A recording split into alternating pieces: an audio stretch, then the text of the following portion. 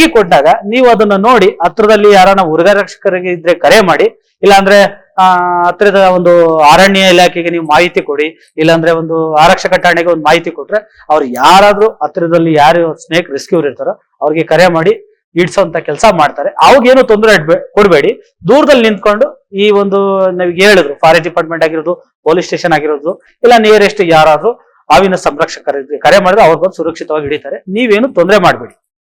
ಈ temperature adjust ಅಂತ ಆಗ್ಲಿಂದ ಹೇಳ್ತಾ ಇದ್ದೀರಿ, 2-3 ಬಾರಿ ಇದು ರಿಪೀಟ್ ಆಯ್ತು. ಟೆಂಪರೇಚರ್ ಅಡ್ಜಸ್ಟ್ ಅಂದ್ರೆ ಏನು? ಹಾವುಗಳು ಮಾತ್ರ ಟೆಂಪರೇಚರ್ ಅಡ್ಜಸ್ಟ್ ಮಾಡ್ಕೊಂಡು ಅಥವಾ ಬೇರೆ ಪ್ರಾಣಿಗಳಿಗೂ ಇದೆಯಾ ಈ ತರ ಅಂದ್ರೆ ಮಾಡಬೇಕು ಅಂತ ಇದೆಯಾ?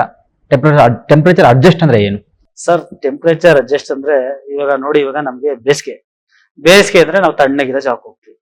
ಹಾವು ಹೇಳೋದಿಲ್ಲ ಸರ್. ಬೇಸಿಗೆಗೆ ಸುಮಾರು ಬೆಳಿಗ್ಗೆ 10ರಿಂದ ಸಂಜೆ 5:30-6 ಗಂಟೆವರೆಗೂ ತುಂಬಾ ಬಿಸಿಲಿರೋದ್ರಿಂದ ಅವಾಗ ತಣ್ಣಗಿರೋ ಜಾಗಕ್ಕೆ ಹೋಗ್ತೇವೆ. ತಣ್ಣಗಿರೋ ಜಾಗ ಯಾವುದು? ನಿಮ್ಮ ಮನೆ ಬಚ್ಚಲು, ಬಾತ್ರೂಮು, ಸಂಪು, ಗಾರ್ಡನ್, ನೀರೋಗಂತ ಜಾಗ, ಬಟ್ಟೆ ಶಿಣಿಯ ಕಲ್ಲು, ಪೈಪು, ಗಾರ್ಡನ್, ತಣ್ಣಗಿರೋ ಜಾಗಕ್ಕೆ ಬರ್ತದೆ.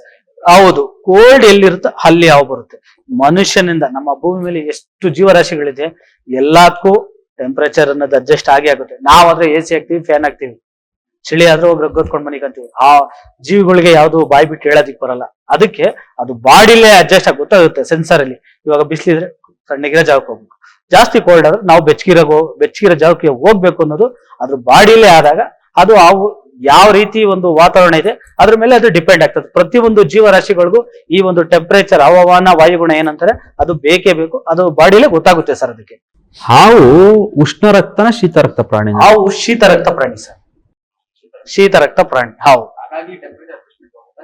ಖಂಡಿತ ಟೆಂಪರೇಚರ್ ಅಡ್ಜಸ್ಟ್ಮೆಂಟ್ ಹೋಗುತ್ತೆ. ಶೀತ ರಕ್ತ ಪ್ರಾಣಿ ಹಾವು.